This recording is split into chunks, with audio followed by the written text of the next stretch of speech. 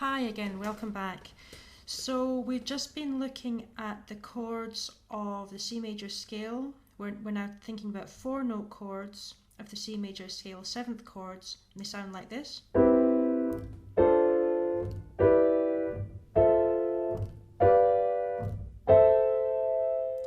then our 7th chord is this one here. And this is different from all the others because it has a diminished fifth. So it's a minor third here, diminished fifth here, and a minor seventh. Now I'll show you that again starting on a C. If I was to play a C, the same kind of chord that we had up here, I'll play it now starting on a C.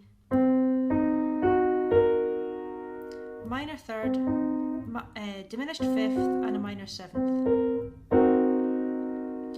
So there are two ways of describing this chord. It's sometimes described as a minor seventh with a flattened fifth. Here would be the minor seventh, and with a flattened fifth. So that could be written C, M, flat 5. And sometimes it's called a half diminished chord. That would be notated as a C with a little circle and then a score through the circle. Why is it called a half diminished chord?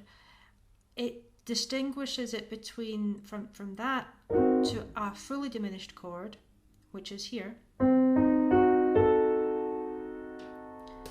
And I thought I would just show you a little bit more about diminished chords because we have come across them in Leavitt's book. We've now come across a G diminished chord, which can be written G dim or G with a little circle.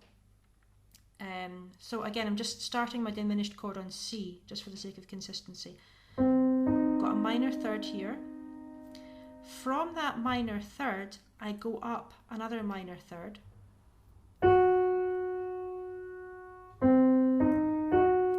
From this note here, I go up again a minor third.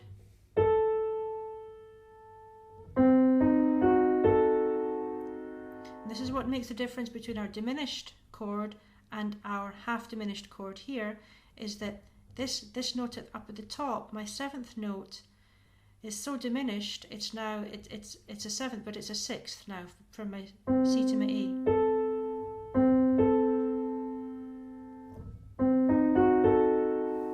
So often people think of a diminished chord as, rather than thinking about thirds and fifths and sevenths, they just think of it as stacked minor thirds, one on top of the other.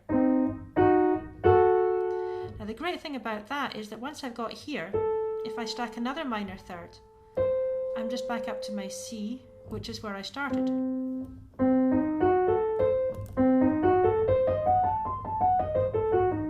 It's just minor thirds all the way up, and then it repeats.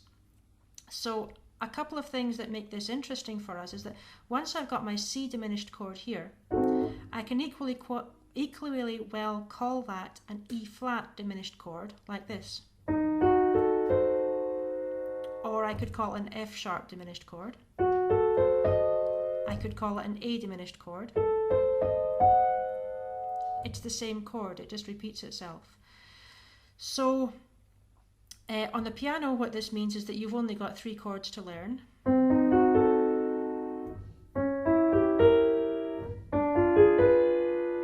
And then they repeat themselves. And on the guitar, what this means is that the chord repeats itself after 4 frets. So every 4 frets that you go up, you're playing the same chord again. So it means if you know your theory, you know where you are on the fretboard, there's always a diminished chord close by to where you were. And that can make our life easier and also more confusing.